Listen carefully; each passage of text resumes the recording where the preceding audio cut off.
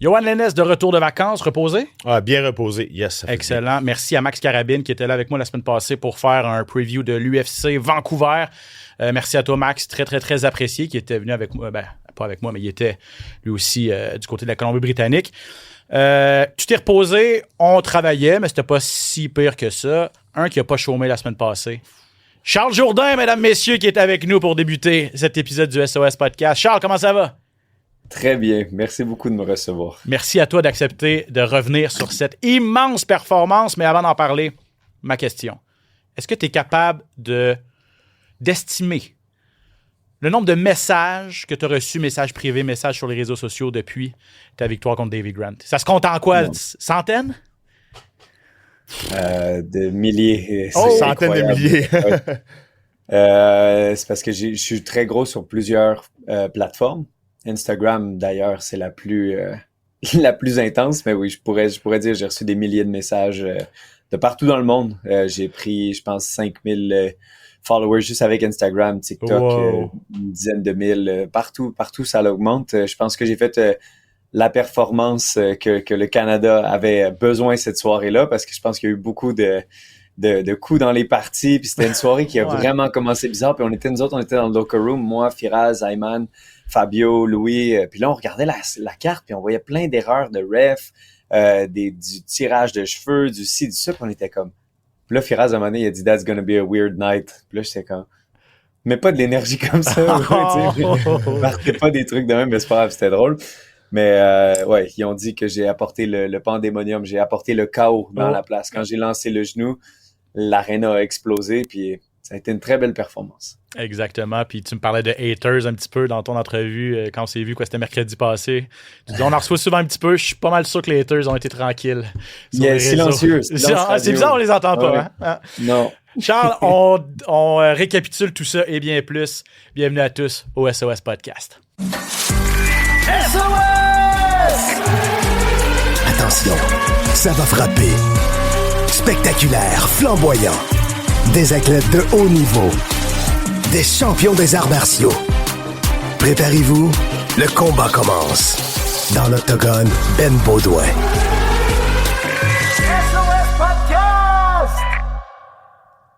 Oui, au menu récapitulatif de l'UFC Vancouver avec les combats des Canadiens. Charles en a fait allusion également. On met la table pour le gros UFC 321 avec Yoann et Charles qu'on retrouve immédiatement. Charles, poursuivons sur ton combat. Pour ceux qui ne l'ont pas vu, de 1, vous avez manqué tout un combat. De 2, si vous nous écoutez en audio présentement, allez nous écouter en vidéo parce que j'ai ressorti les highlights, les faits saillants du combat de Charles. Si vous voulez tout voir, c'est sur YouTube. Ça s'est terminé par guillotine, Charles.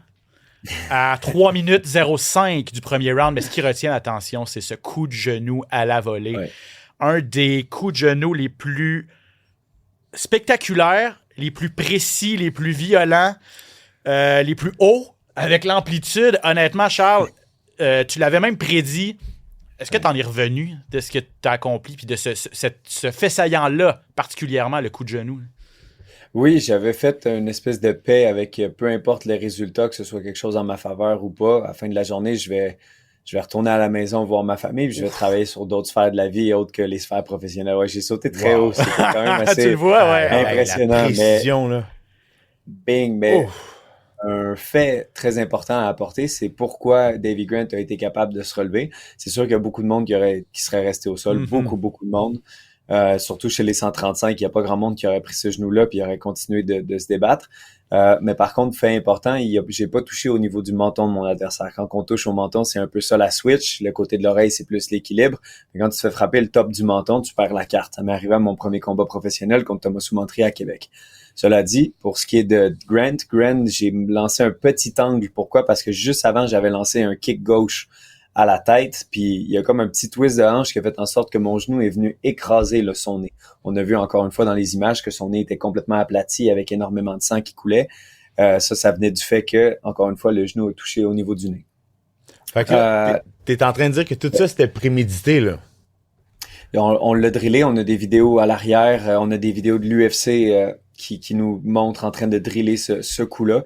Le but, c'était d'étourdir Grant, puis une fois qu'il est étourdi, une fois qu'il mange des bons coups, ce gars-là aime le spectacle, aime le show, puis il aime frapper avec des frappes circulaires. Et le but de ça, c'était d'essayer de un peu jouer comme un matador, le sniper avec des coups très précis. J'étais très précis dans ce combat-là. C'est important de reconnaître le travail accompli. J'étais très, très, très précis. Lui a lancé plus de volume, mais plus du volume dans le vide. Et dans cet extrait-là, qu'est-ce qu'on voit? Bon, c'est juste avant. Il est allé pour le kick à la jambe. Puis là, vous voyez, j'ai lancé un hook, voir où est-ce qu'ils sont ses mains. Ses mains sont basses, je monte à la tête avec le snap kick et il bait au niveau pour le flying knee. Quand j'ai relancé le snap kick juste avant, j'ai vu ses yeux rouler. Donc, quand tu vois les yeux rouler d'une personne, c'est qu'il a perdu une fraction de seconde. Quand on perd une fraction de seconde, on ne pense plus, on tombe sur nos automatismes. Et ces automatismes, à Grant, comme je disais avant de revoir le highlight, ces automatismes, c'est de foncer vers toi puis de frapper circulaire. Et si tu frappes circulaire, moi, tu m'offres des armes linéaires. Donc, le but était de poker comme une espèce de matador, de mettre le drapeau. Puis quand j'ai vu que ses yeux ont roulé, c'était une invitation au fait que lui, il allait essayer de me smasher la tête avec un hook. Puis tu vois, son réflexe, quand j'ai sauté, ça a été de lancer un hook. Ben oui. Directement. Fait que on travaillait à répétition pendant le Fight Week. Puis juste avant le combat, j'ai parlé avec ma femme au téléphone, Clarence, puis je lui ai dit, je vais le poker. Ensuite, je vais sortir le flying knee. Puis si jamais il veut faire une guerre de distance, je vais tellement le sniper qu'il va finir par shooter. Puis s'il shoot, je vais le terminer avec la guillotine. Fait que peut-être 80% j'avais raison. Mais je vais le prendre. Mais c'est quelque chose qu'on a travaillé avec Joe Valtellini, avec Son, mon coach de striking. On a tellement étudié, puis j'ai fait une chose que j'avais jamais faite, c'est autant de visualisation. On en a parlé, Ben, toi et moi, puis j'étais assis dans ma chambre, puis j'avais les yeux fermés, puis j'imaginais toutes les manières de terminer Grant. Et le flying knee, c'est ce qui revenait tout le temps dans mon esprit. Fait intéressant, quand je me suis mis à rire et que j'avais la guillotine, c'est que j'ai tellement visualisé ce moment-là comme il s'est passé, que je me suis mis à rire parce que je me suis dit, je suis en train de revivre quelque chose que j'ai déjà vécu. J'avais l'impression de rejouer au jeu, refaire un tableau que j'avais déjà fait. Fait que quand j'avais la guillotine, je me suis juste mis à rire parce que j'étais comme, oh mon Dieu, comme si j'avais trouvé une faille dans le jeu. Faut pas être trop confiant. Mais j'ai trouvé... c'est pour ça, vous me voyez rire. Là, puis j'étais comme, oh mon Dieu. Je suis parti à rire. C'est parce que c'est quasiment impossible. C'est que tu t'imagines des scénarios, puis là, tu te dis celui qui va revenir, celui que j'imagine le plus probable. C'est exactement ce qui se passe. C'est sûr que c'est pas pour rire de ton adversaire, c'est pas pour être arrogant, c'est juste que j'imagine que tout ce qui se passe dans ta tête, tu te dis, ouais, ça se peut quasiment pas. C'était le scénario parfait, là. Tu sais, on va se le dire, c'était le scénario parfait. T'as dominé debout, t'as été technique, t'as été spectaculaire, t'as terminé ça avec une guillotine qui est ta signature maintenant. C'est comme si tout était parfait. Puis Grant, on le sait, c'est un dur. C'est pas qu'elle... Tu sais, t'aurais pu le knocker avec le coup de genou si tu l'avais pris sur le menton, comme tu l'as mentionné, mais c'est un tough Grant, là. Tu sais, on le sait, c'est un dur à cuire. Fait que c'était dans ta pensée de dire, ça se peut que j'avais besoin de l'endormir parce que je réussirais pas à le knocker, tu sais. C'était parfait de A à Z, là. Ben, ça, c'est un autre truc, puis pourquoi ça me fait rire aussi quand j'ai ri dans la guillotine, c'est que j'étais en train de le TKO, mais le TKO, un TKO, c'est pas tout le temps bonus worthy, ça voulant dire, tu sais, un TKO, souvent, même si c'est passé de quoi, tu sais, ça faisait quand même une couple de secondes que le genou était landé, fait que c'était pas le genou qui était la pièce maîtresse si jamais je finissais avec des frappes. Fait que je me suis dit, je vais le terminer avec la guillotine, puis c'est sûr qu'ils vont me donner un bonus. Puis je me suis dit ça pendant le fight, puis là Fabio était comme il dit ça me fait rire, puis il dit parce que j'ai vu que tu le frappais, puis j'ai vu puis là j'ai tout de suite sauté sur la guillotine en me disant okay. Ils vont me donner le bonus, puis comme de fait Colin ça l'a donné. Fait que c'est pour ça que je riais, j'étais comme ça pouvait pas mieux se passer. Comme t'as dit Johan, c'était le scénario parfait, puis ça m'a juste fait rire parce que ça encore une fois, ça s'est passé exactement comme on pensait. Cela dit, je veux juste revenir sur une chose rapidement. Vas-y. Fabio, il m'a dit la semaine, puis c'est quelque chose qu'il dit depuis longtemps, mais je le comprenais pas comme je le comprends aujourd'hui. Il a dit, Charles, ça existe pas être trop confiant. Tout ce qui existe, c'est ne pas être assez prêt. Puis pendant longtemps, je me dis, oui, mais tu peux être trop confiant puis tout, mais non, une personne qui finit par perdre, c'est une personne qui a eu un laps d'attention, tu sais, comme genre j'ai dit, t'as zig quand t'aurais du zag ou peu importe, mais tout ça, toute cette confiance-là, exemple qu'Alex Pereira, Ilia Topuria, ces gars-là rentrent dans la cage avec une espèce d'aura assez exceptionnelle, puis ça vient du fait qu'ils ont énormément confiance en eux, pas qu'ils sont pas conscients des dangers de perdre, des risques de manger des coups, mais ils ont tellement confiance en leur préparation, leur visualisation. Topuria en fait beaucoup. Charles Oliveira en fait beaucoup. Alex Pereira, il en parle aussi. Il dit, je sais comment ça va se passer avant même de rentrer dans l'octogone. Puis moi, je pense que c'est la chose que j'ai rajoutée à mon arc. Je m'en vais pas encore une fois en mode il suffit de visualiser. Non, absolument pas. La confiance, elle est basée sur ta préparation. Et j'ai eu la plus belle préparation de ma vie qui nous a donné ce moment exceptionnel. Puis tu vas rester avec nous parce que j'ai parlé à Tom Aspinall lundi, puis il a dit quelque chose qui ressemblait un petit peu à ça, dans le sens où il dit je le sais que je suis le meilleur. Je sais que je sais que je suis pas imbattable, par exemple, parce que tout peut arriver, surtout chez les poids lourds. Mais je le sais que je me prépare le plus fort, puis je sais que c'est moi que skills pour skills, je suis supérieur aux autres. Donc ça part de là, cette confiance-là. C'est basé sur ta préparation. Exact. Fait que tu sais, des fois, il y en a qui jouent à ça un peu, je peux battre n'importe qui, nanana, mais ça vient peut-être du fait qu'il sait qu'il a pas tout fait ce qu'il fallait pour le combat, puis après ça, quand il perd, il est comme, j'étais trop confiant, t'étais pas trop confiant, t'étais juste mal préparé, t'as pas fait vraiment tout ce qu'il fallait, fait qu'il y a comme un espèce de jeu, c'est plate, je vais essayer d'en lire plus, je vais essayer d'en parler plus pour essayer d'expliquer comment je le perçois. Parce qu'en ce moment, tu sais, c'est comme une nouvelle idée avec laquelle je jongle. Parce que la ligne est mince entre les deux. La ligne est mince. Tu l'expliques bien à date, honnêtement. Je trouve que... Puis moi, je connais quand même Fabio. Je le connais pas aussi personnellement que toi. Tu sais, moi, je viens de BTT. C'est ma mentalité. C'est mon école. J'ai encore mon guide BTT. Puis je représente BTT en tant que ceinture noire de jiu-jitsu brésilien. Puis je trouve que c'est vraiment une belle mentalité. Je trouve que c'est une belle manière d'amener ça. Puis c'est vrai que tout part de la préparation. Puis si t'as pas de préparation, tu peux avoir de confiance. Fait que continue dans cette voie-là, puis j'ai hâte d'en savoir plus. Moi, j'ai une question, Charles, si tu me permets. Monsieur. Parce que là, pour ceux qui savent pas la petite histoire, tu devais te battre sur la carte préliminaire. Et c'est Hunter Campbell, le numéro 2 de l'UFC, qui est arrivé le vendredi pratiquement, puis qui a dit non, Charles Jourdain n'est pas sur il est pas sur mes prélims, mais sur ma main card à Vancouver, surtout au Canada. Après une performance de la sorte, c'est sûr. Est-ce qu'il t'a parlé, Hunter? Non, j'ai eu un échange avec Sean Shelby, mais tu le vois dans la vidéo. Quand j'ai gagné, des fois, il y a beaucoup de vidéos où il y a un gros KO, puis Hunter, il reste assis comme ça. Puis les gens, ils l'appellent, tu sais, emotionless, c'est le sans émotion. Ouais. Mais quand j'ai gagné, il était debout, puis il applaudissait, puis... il était content de son move. Ça, c'est celui, pour ceux qui ne le replacent pas, c'est celui qui a des lunettes carrées, pas nécessairement très, très vieux. Là, celui, c'est le bras droit de Dana White, très, très, très important. Mais ma question, en fait, c'était que... parce que souvent, quand il y a des gars comme ça qui font des grosses performances, puis surtout quand Hunter, il t'a déjà en haute estime, tout ça, je me demandais si tu avais approché pour dire, est-ce que tu es prêt à revenir rapidement? On veut battre le fer pendant qu'il est chaud. Tu as été absent pendant 11 mois. Est-ce que tu serais prêt à revenir rapidement d'ici la fin de 2025? C'est-tu quelque chose qui est dans les cartons? As-tu vu ses yeux? On dirait qu'il y a peut-être un petit quelque chose. Il y avait des étoiles dans ses yeux.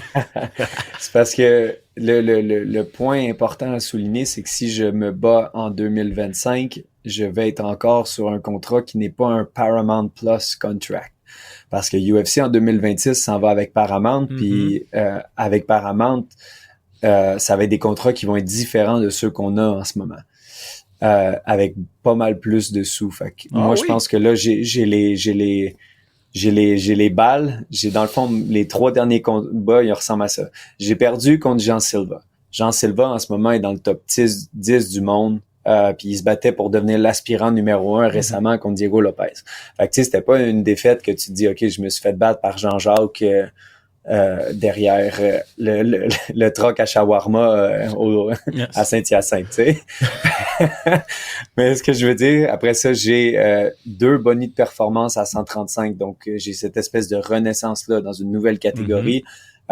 Plus de followers que jamais. C'est sûr que UFC aime ça quand ils ont des gens qui font parler d'eux. Et plus, j'ai mis le feu à Vancouver il y a quelques jours de ça. Donc, c'est sûr que là, j'ai un contrat de 4 combats, mais ils nous laisseront pas faire le 4e parce que je deviendrai un free agent, puis UFC, ils veulent pas ça. Là, il t'en reste un à ton contrat. Il en reste un, mais on le fait jamais. Non, parce que vous allez partir des négociations. Exactement. Fait que là, j'ai la défaite contre Jean, puis 2 bonnies de performance contre 2 très bons combattants à 135, des gars qui sont très difficiles à matcher pour l'UFC parce qu'il n'y a pas grand monde. Victor Henry avait jamais été terminé par personne en 36 combats, quelque chose de fou comme ça. Même si, excusez-moi, il en avait perdu quelques-uns, il n'avait jamais été terminé, donc je suis le premier à l'avoir fini. Plus Davy Grant, c'est un stud. Il a déjà battu Marlon Vera, qui était contre Hyman dans le top 5, top 10 en ce moment. C'est un gars qui était sur une séquence. S'il avait pas perdu sa split decision contre Daniel Marcos, qui était 16-0 à l'époque, il serait sur une séquence de 7 victoires. Mm-hmm. Il est 7-1, je pense, dans ses 8 derniers. C'est juste qu'il y a eu le bump contre Daniel Marcos. Donc, Davy Grant, même s'il recevait pas l'éloge qu'il méritait, était très, très, très difficile. Puis l'UFC, ils le disent, il est très difficile à matcher parce que le monde sont comme, OK, mais c'est un vétéran, il est bon, mais est-ce qu'on veut se battre contre? Fait que, tu sais, Davy Grant était très, très, très bon. Fait que, en tout cas, tout ça pour dire, une défaite, 2 victoires, 2 grosses victoires à 135 avec 2 bonnies de performance. Puis j'ai mis le feu à Vancouver et j'ai mis le feu à Calgary. Donc, je pense que les renégociations vont être intéressantes. OK. Donc, pas de combat à très court terme d'ici la fin de l'année parce qu'on veut s'assurer que financièrement, ça fasse du sens. Puis c'est que ils veulent pas, ça sert à rien de me faire signer un contrat de 4 combats avant le deal Paramount. Mais même si ça a déjà les paramètres du deal, ils l'ont déjà signé ce deal-là, ils peuvent pas déjà, parce que là, ils peuvent pas non plus se retrouver. Tu penses qu'ils vont juste commencer à négocier à partir de janvier? Non, mais écoute, si jamais, mettons, il arrive et il dit, écoute, Charles, on t'offre tant, si tu veux te battre en décembre, t'as ta shot au top 15. Je suis comme, OK. C'est tough McGee, là, puis si les conditions sont bonnes et tout ça. Allons-y. OK. Allons-y. C'est juste, je prenais en considération que là, en ce moment, ils ont beaucoup de gars à renégocier, puis je pense qu'il va y avoir beaucoup de coupures dans les dernières semaines. Je sais pas si vous suivez un petit peu. Moi, je le vois un petit peu moins parce que mon téléphone est un peu moins dans ma vie. J'essaie de le laisser de côté, mais j'ai vu que récemment, dans les 2-3 derniers mois, ils ont fait énormément de coupes. Ouais, parce qu'ils signent tellement de gars à Contender Series qu'il faut qu'ils laissent aller de l'autre côté. Je pense que maintenant, avec le deal Paramount, on va de plus en plus voir la nécessité de passer par Contenders. C'est sûr. Je pense que maintenant, ça va devenir tellement big que là, t'auras plus le choix. Puis je pense que les soirées vont passer des 5 combats à des 10 combats, à vraiment des fight nights de contrat, puis ça crée de la bisbille parce que des fois, il y en a qui ont une belle performance, mais Dana veut pas, puis Hunter non plus, Sean non plus. Donc, je pense que avec le deal Paramount, je serais pas surpris que maintenant ce soit un must. Moi, j'avais dans l'idée dans le temps que j'étais comme, tu sais, pourquoi si t'es champion de LFA, t'es champion de telle promotion, pourquoi t'aurais besoin de passer par Samouraï, pas par Samouraï, excusez-moi, par Contenders, c'est quand t'es champion.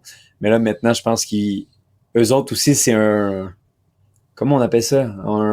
Un bidon test. Tu sais, mettons, quand il y a un gars qui a une fiche complètement bidon, mais il est 13-0, mais qu'il a combattu Chocolatino Gonzalez Perez, qui est 0 victoire. Un détecteur de bullshit, en bon québécois. Allons-y avec ça, OK?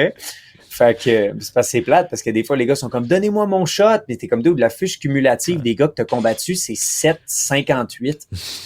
Ouais, c'est ça. On voit moins ça au Canada parce que les organisations sont plus sérieuses. On voit ça parfois dans d'autres pays, pour ne pas dire le Brésil, parce qu'il y a tellement d'organisations puis il y a tellement un gros bassin de combattants. Puis il n'y a pas d'amateurs là-bas. Il n'y a pas d'amateurs. Si tu veux te battre, tu t'en vas te battre pro. Pourquoi le gars il se battrait pour $0? Les gars là, la plupart des gens qui se battent souvent viennent d'un milieu défavorisé. Pourquoi ils prendraient pas un petit 500 reais à la place de se battre gratuitement en amateur? Il n'y a pas d'amateur là-bas. Fait que quand tu vois un gars qui est 16-0 du Brésil, il y a quand même 16 combats pro, puis même si les adversaires peuvent être moins legit que nous sur notre circuit, ça reste 16 combats de pro de plus que ben des gens ici. OK. Non, t'as fait raison. Hâte de voir comment ça va aller. En tout cas, hâte de te revoir. C'est peut-être pour ça que j'avais cette question-là aussi en tête, parce que je parle sûr que tes patrons aussi ont hâte de te revoir. Le temps file. Il faut qu'on passe à nos autres sujets. Charles, tout d'abord, peut-être ta première réaction, ou ta réaction à cette victoire d'Ayman Zahabi. Je sais pas si tu as eu la chance de voir le combat. Je sais que tu étais pas mal occupé durant tes entrevues et tout ça. Non, mais je faisais mon interview en haut pendant que Manon a combattait. Manon a passé le KO. Ensuite, quand j'avais terminé mes interviews, on s'est assis puis j'ai mangé ma première slice de pizza en regardant Ayman. Fait qu'on va décortiquer Ayman. Parfait.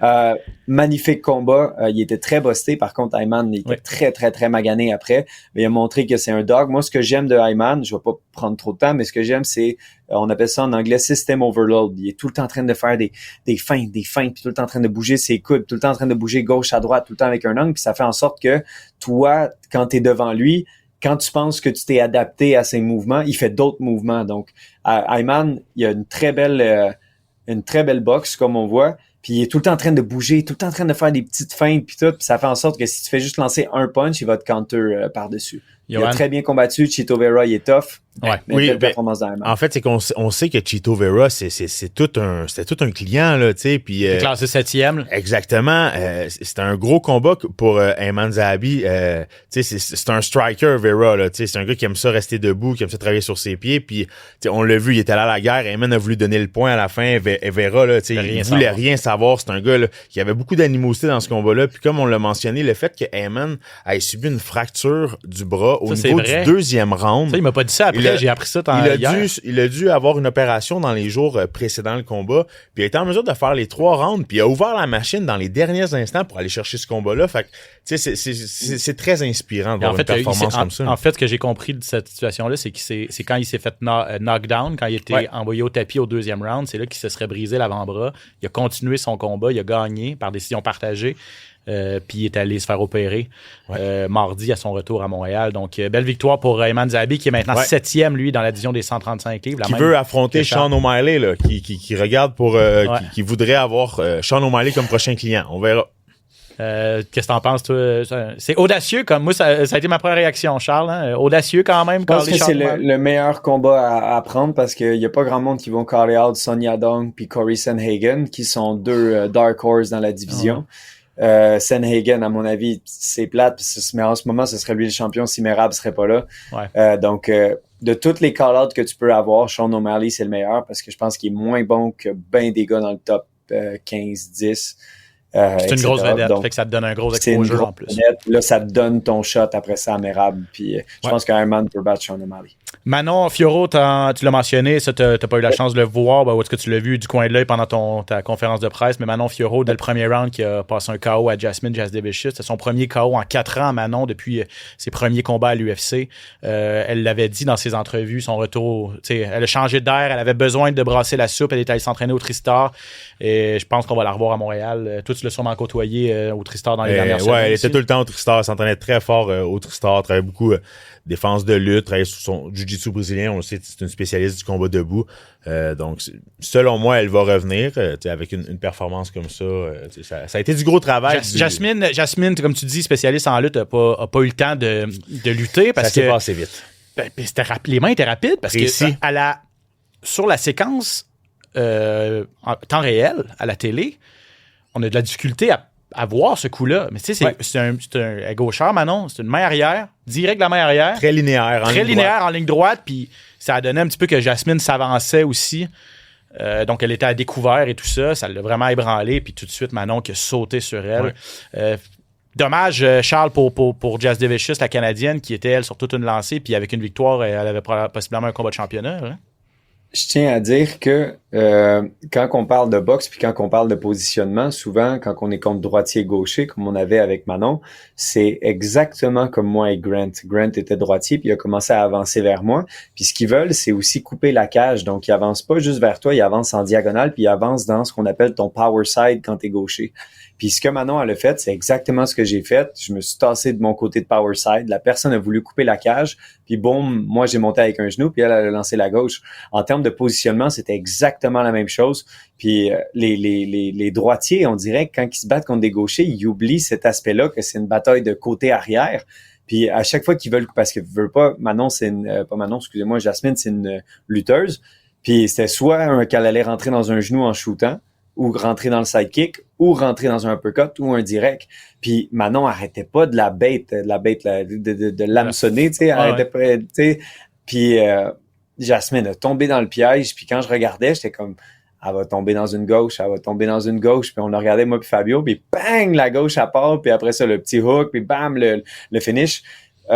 Dernier point que je rajoute là-dessus, c'est que j'aurais donné un performance of the night à Manon parce qu'il n'y a pas beaucoup de finish chez les femmes et c'est un finish spectaculaire contre la fille qui je pense sur une séquence de 8 victoires donc ça I felt for her a bit. Qui l'a eu déjà? Il y a toi, il y a Aero Killen. Dans les prélims, c'est vrai, c'est ça. Puis je tiens à dire que c'était tellement drôle parce qu'ils ont demandé à translator coréen de rentrer. C'était weird. Je t'ai dit, toute la soirée, on a regardé tout, on était comme, mais qu'est-ce qui se passe dans la cage? Puis après ça, t'as eu... Lui, c'est un chien, il parle mandarin, tu sais, c'est ça, le gars, les traducteurs parlaient même pas la bonne langue. Ah non, c'était bizarre. Tellement drôle. Puis là, il finit avec Shea, puis il dit, je sais que ça veut dire merci, Shea. Ah ouais, non, c'est... tu parles des coups d'un noix. Beaucoup de controverses à l'UFC de Vancouver. Là. Énormément de controverses. Qui se fait finir à 3 secondes. Dan Miragliotta qui arrête le combat. Finalement, on repart. Ça, c'était l'affaire la plus weird que j'ai vue depuis longtemps. Kevin Holland contre Mike Malott. Écoutez, dans le coin, là, Kevin Holland qui est pas capable de dire s'il veut continuer ou non pendant à peu près 3-4 fois que l'arbitre lui demande. Il y a eu beaucoup de controverses dans ce gars-là. Il n'y a même pas eu de... Mike Malott aurait dû perdre un point. Là. Puis, tu sais, t'as beau dire que c'est pas intentionnel, dude, c'est quand même 2 coups d'un gars, c'est illégal. Puis le ref a juste fait « Oh non », mais après ça, t'as Drew Dober qui s'en fait enlever un parce que même si c'était pas intentionnel, il a lancé 2 coups d'imparti puis il a perdu un point. Puis là, l'autre ref, il n'enlève pas. Puis là, t'es comme... Ouais, faut que ça soit égal pour tout le monde. La soirée était bizarre. T'as raison là-dessus. Puis en finale, Reiner Derrida qui perd, qui est pas l'ombre de lui-même contre Brendan Allen. Un commentaire là-dessus. Mais ça, je tiens à dire parce que c'est pas des excuses. Peut-être qu'il aurait dû reculer de ce combat-là. Mais Derrida est arrivé à 223, si je me trompe pas, Fight Week, donc la semaine du combat. Si je me trompe pas. Si je me trompe pas, ouais, c'est beaucoup de poids à descendre, ça. 223 à 185 livres la semaine du combat. Puis là, ça, c'est son 5e combat en 11 mois. C'est ça. Écoute, les déshydratations et tout, on l'a vu, là, à partir du 4e round, c'était terminé, là. Donc, je pense que ça, c'est un gros problème, là. Ouais, je suis d'accord. Je pense que... Puis, mais chapeau quand même à Brendan Allen, qui lui est arrivé aussi lourd. Il y a 3 semaines, il a dit qu'il pesait ça, 223 livres. Donc, lui aussi, ça a été difficile, une coupe de poids, pour les raisons différentes, parce qu'il y a eu un camp très, très, très réduit. Mais non, on le voyait, Cardiar, c'était difficile. Il y avait rien. C'était des partenaires d'entraînement, hein. Ils ont eu la chance de s'entraîner ensemble depuis, ça fait au moins 2 ans qu'ils s'entraînent ensemble. Ouais, mais ils disent qu'au gym, ils bougent pas beaucoup. Tout est allé à Killcliff. J'ai déjà vu ces 2 gars-là dans la même pièce. Possible que c'était pas les meilleurs partenaires d'entraînement aussi. Parce que je pense qu'ils savaient qu'il y avait peut-être il y a tellement beaucoup potentiel qui s'en venait. De combattants là-bas qui sont capables de faire leur travail chacun de leur bord. Il nous reste max 10 minutes pour parler de l'UFC 321 à Abu Dhabi. Notez les heures. C'est particulier là, pour un pay-per-view. Samedi midi, carte préliminaire sur TVA Sport 2 et la carte principale 14h à la carte Indigo. Donc midi et 14h les heures. Retour de Tom Aspinall. Champion incontesté maintenant des poids lourds qui revient contre Cyril Gane. Si tu connais bien Cyril, Charles, tu l'as côtoyé à TKO, tu le côtoies, vous avez souvent été sur les mêmes cartes à l'UFC. Hey, il a l'air, je sais pas si tu as vu les images, il a l'air, il y a un gros six-pack là. Il a vraiment mis les bouchées doubles, on dirait. Hein? Ouais. Ben, moi, je suis team Cyril. J'adore Aspinall, mais moi, je suis tout souvent de la mentalité que le meilleur gagne. Mais mon Dieu que Cyril, il est le fun à regarder pour un heavyweight, comment il bouge. On appelle le danseur de Vienne. Puis je tiens à dire une petite anecdote assez drôle. Quand j'ai gagné en Corée, Cyril Gane était sur la même carte que moi. Il était sur la carte préliminaire. Puis moi, je me battais tard contre Duo Choi. Et quand j'ai gagné, il dit « Ah, félicitations Charles, viens, on se fait la bise. » Puis j'étais comme « Non, tu sais, nous autres, on fait pas ça. » Mais il me prie, puis il me donnait un bec. Puis j'étais comme « Oh mon Dieu, man, sérieusement, je suis un combattant ultime, mais je peux rien faire contre quelqu'un d'aussi huge comme ça. » Si Cyril décide de te donner la bise, tu vas lui donner la bise. Puis il t'a donné un bec, là. Exactement. Ouais, mais les Français font ça. Wow! Ouais, ok, c'est bien. La bise. C'était très européen, puis j'étais là... Je suis là dans ma tête, j'étais comme, ouais, tu peux rien faire. Mais tout ça pour dire, Cyril Gane, il est huge, il est fort, il kick tellement fort. Quand je le voyais faire des pads dans le backroom avant les combats, justement, quand on était en Corée, j'étais là, ça se peut pas, man. Ça se peut pas, le son que ça fait. Je pense que c'est le kick. Après moi, c'est un des gars qui kick le plus fort au monde, si c'est pas le plus fort. Puis de le voir. C'était exactement cette soirée-là contre Tanner Bowser. Puis Cyril était exceptionnel. Puis là, je pense, moi, j'ai un feeling pour le high kick au niveau de Cyril. Je sais pas c'est quoi vous en pensez, mais moi, j'y vais avec Cyril Gane par TKO. Écoute, moi, je regarde Aspinall, ses dernières sorties. 1 minute, 1 minute 9, 1 minute 13. Je veux dire, j'ai de la difficulté Et surtout de voir comment Cyril s'est effondré contre John Jones. Je sais que ça fait un certain temps et tout ça. Puis il me l'a dit en entrevue, il a beaucoup travaillé sur... Il dit, contre John Jones, j'étais mal préparé. Je l'avoue aujourd'hui, mais il s'est carrément écroulé. Est-ce qu'il va être capable... C'est une mesure mentale. Est-ce que la pression... Ouais, c'est ça. Mais est-ce que la pression mise par Aspinall... C'est pas le même type de combattant. John Jones était un casse-tête incroyable pour Cyril Gane parce qu'il était capable de rester à distance avec son reach. Puis tu ne sais pas ce qu'il va faire. Exactement. C'est ça qui est le bon point. Mais... Aspinall contre Gane est tellement mobile. Gane va jamais aller se planter les pieds contre Aspinall puis vouloir échanger en boxe. Il va bouger gaucher, droitier, il va travailler avec ses kicks, ses push kicks au corps, tip, se déplacer, va vouloir utiliser ses mains aussi. Moi, c'est mes deux poids lourds préférés. Je serais pas surpris de voir Gane sortir une performance spectaculaire parce que c'est vraiment un athlète hors pair.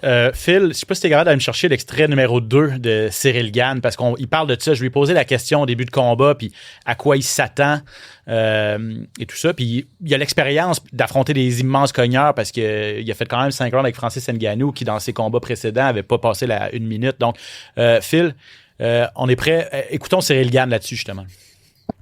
De toutes les manières, on sait qu'il commence fort, mais on sait également qu'on est plutôt doué pour justement gérer ce genre de profil.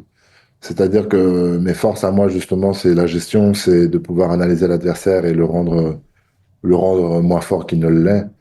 En termes de records, j'en avais un notamment, parce qu'on parle beaucoup de records, c'est Francis Ngannou, je crois, 5 combats cumulés, il avait fait 2 minutes 30 même. Ouais, c'est le même style, t'as raison. C'était quelque chose de absolument effrayant, tu vois. Mais bon, on a géré le combat et au final, on avait la garde baissée face à Francis. Donc non, on est capable, on le sait qu'on est capable déjà. Donc vous l'entendez, c'est ça. Il est pas, c'est ça, il sait un peu à quoi s'attendre, puis il a confiance. Puis je pense qu'effectivement, ses mouvements, Charles, son jeu de pied, tout ça va pour gagner du temps parfois aussi. Là. Oui. Se sortir du trouble, ça peut vraiment être une clé pour Cyril, tu penses? Moi, je pense que ça va être les kicks au bras. Parce que un bras, ça reste 2 petits os, les avant-bras, puis tout. Puis des fois, on pense que il a bloqué le kick. Mais tu bloques pas un kick à Cyril. Même moi, mes kicks sont extrêmement forts. Puis je le vois tout de suite, les bras qui commencent à rougir, puis que les gars sont plus gênés de lancer une droite. Donc moi, je ne serais pas surpris de voir Cyril faire beaucoup de bait en droitier, changer en gaucher, puis quand Aspinall veut aller avec son overhand, boum, commencer à sniper au niveau du corps pour essayer de calmer la main droite de Aspinall. Donc, moi, j'ai vraiment hâte de voir une performance du danseur de Vienne, Cyril. Écoutons Tom Aspinall sur le fait que lui revient parce qu'il était sur la touche depuis 15 mois quand même en raison de cette saga John Jones. John Jones qui ne voulait pas l'affronter. On a dû attendre la retraite de Jones avant de faire une promotion à Tom Aspinall et finalement revient à l'action. Donc, Tom Aspinall sur la frustration des derniers mois et comment il a fait pour rester la tête hors de l'eau, en fait. I mean, it was frustrating for sure, but there's nothing that I could really do about it. So I just tried to stay as positive as I could. I think the best thing for me is just getting in the gym. Luckily, a lot of my teammates had fights and stuff coming up, so I was in there trying to help the guys out. And yeah, that really kept me in good, not only in good physical shape, but in good mental shape as well. Like I was getting better in the gym, I was improving, I was seeing my friends win the fights and stuff. So yeah, I'm really happy with myself that I managed to stay positive throughout. C'est un gars qui s'entraîne, entre autres, Johan, avec Ante Delia, un nouveau poids lourd à l'UFC, ancien champion de PFL, qui est déjà dans le top 10. Puis Modestas Bukauskas, qui est toute une séquence à 205 livres. Donc, effectivement, il aidait ses combattants qui ont connu énormément de succès. Mais c'est un monstre. On l'a vu, je vous ai parlé de ses 3 dernières sorties. C'est un gars qui frappe extrêmement fort. Puis c'est un gars qui a le couteau entre les dents en plus de finalement revenir et de prouver à John Jones que, tu sais, il va pas le dire, là, mais c'est sûr que lui, il va faire une grosse performance pour dire à John Jones, t'avais raison d'avoir peur de moi. Là. Ça, c'est sûr. Il va vouloir revenir avec une grosse performance. Mais là, comme tu l'as mentionné, c'est 11 mois d'inactivité. 15 mois, c'est Cyril, énorme. 11. OK, 11 mois pour Cyril, 15 mois pour Aspinall. C'est beaucoup quand même. Par contre, moi, j'étais avant mon dernier combat. Aussi. C'est vrai, 11. C'était Ah, c'est 11. vrai. Mais il y a une chose que Aspinall a pas sur Gain, c'est l'expérience de cage. Justement, je pense que Aspinall termine ses combats rapidement. Moi, je pense que ce serait vraiment l'avantage de Gain d'être patient dans ce combat-là, d'avancer les rounds. Puis je serais pas surpris de le voir ouvrir la machine dans les 3, 4e rounds si ça se rend là, puis pouvoir prendre l'avantage rapidement. J'ai un argument pourquoi j'opterais pour aller vers Cyril. On peut dire que Cyril a vu des gars comme Aspinall. Pas exactement, mais des gars qui frappent fort, droitier, qui calf kick. Est-ce que Aspinall a déjà fait un gars contre Cyril? Jamais. Moi, c'est là que ça devient intéressant. Parce que des gros droitiers qui cognent puis qui kick le calf, on en a vu. Par contre, un heavyweight qui bouge comme Cyril, il y en a juste un, et c'est Cyril Gane. Bon point. C'était un très bon point, effectivement. En tout cas, favori à 4 contre 1. Thomas Aspinall. Est-ce que Cyril va causer la surprise? Il aura Charles Jourdain comme supporter, en tout cas. Yohan Lennes aussi. Parfait. Yes. Ben moi aussi, puis moi aussi, là, honnêtement, super sympathique. Vous irez écouter les entrevues, sont disponibles sur tbasport.ca. Il est doux, hein? Super grosse conversation. Tellement gentil. Presque 15 minutes, Cyril, puis là, on jasait, on riait, on se rappelait des anecdotes de TKO et tout ça. 1 minute, un commentaire chacun rapide sur Virna Jandiroba, qu'on prononce. Virna Jandiroba et Mackenzie Dern, championnat des poids paille féminin 115 livres. Yohan. Jandiroba, qui réussit toujours à sortir quelque chose. Qui est jamais battu d'avance. Une vétérante, c'est sa chance de... Je pense qu'elle a ses chances. Je pense que il y a une opportunité pour elle de terminer le combat, de gagner par soumission. Dern semble être ailleurs complètement. OK, oui, ça va bien, les combats de MMA, mais je pense que elle fait plus d'argent avec d'autres choses. Elle est dédiée, Jandiroba. Elle est là depuis longtemps. Moi, je vois une étoile qui va réussir à gagner. Ton niveau d'intérêt, toi, Charles? Je suis juste trop optimiste, peut-être. Que le meilleur gagne. Que la meilleure gagne. Ça va être deux très bonnes spécialistes de Jiu-Jitsu. Exactement. Donc, les fans de Jiu, vous risquez d'être peut-être... Ça va être un bon combat. Puis là, encore là, souhaitons que ça soit un beau combat de Jiu-Jitsu puis que les deux décident pas de faire un combat debout. C'est là des fois que ça pourrait... les deux se sont affrontés il y a quelques années, 2020, je pense. Dern avait gagné, puis elle avait justement été restée debout, puis Jandiroba n'avait pas réussi à amener ça au sol. Donc. Voyons voir. Charles Jourdain. Un honneur. Un honneur, un privilège de t'avoir au SOS Podcast. Tu reviens quand tu veux, mon ami. Connexion. Ah oui. Fun. Ce qu'on avait fait la dernière fois. Wow. Charles, tellement généreux de son temps, était devenu donner un séminaire de kickboxing à mon Académie Connexion. Puis écoutez, j'ai encore des bons commentaires. On a parlé de ton flying knee hier toute la soirée. Puis écoute, c'est sûr et certain qu'on va réorganiser ça si tu as l'intérêt. Certainement. Merci, Charles. Charles, merci Yohan. Merci à Philippe en régie. Écoutez, on espère que vous avez apprécié. Bon, UFC 321, tout le monde, tout est en place. Je m'appelle Ben Baudouin. On se dit à la semaine prochaine pour un autre épisode du SOS Podcast.